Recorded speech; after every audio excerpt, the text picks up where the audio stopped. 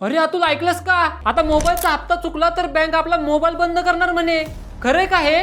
घाबरू नको रे सोन्या. आरबीआयने नवीन नियम आणलेत, पण ते 1 ऑक्टोबर 2026 पासून लागू होतील. आणि हो, बँक फोनच्या सेवांवर मर्यादा आणू शकते, पण फोन पूर्णपणे बंद करू शकत नाही. म्हणजे नक्की काय? हे बघ, जर तुझा हप्ता 90 दिवस थकला तरच बँक कारवाई करू शकते. त्याआधी 60व्या दिवशी तुला नोटीस मिळेल आणि हप्ता भरण्यासाठी तुला 21 दिवसांचा वेळ दिला जाईल. आणि तरीही तू नाही भरला तर तुला 7 दिवसांची फायनल वॉर्निंग मिळेल. ते सगळं ठीक आहे, पण फोन पूर्ण डेड होणार का? नाही. आरबीआयने स्पष्ट सांगितलंय की इंटरनेट, इनकमिंग कॉल्स आणि इमर्जन्सी SOS सेवा बंद करता येणार नाही. फक्त फोनच्या काही ऍप्स आणि फंक्शन्सवर मर्यादा येतील. बरं, मग पैसे भरले की लगेच सुरू होईल? हो, पैसे भरल्यानंतर 1 तासाच्या आत सर्व निर्बंध हटवावे लागतील.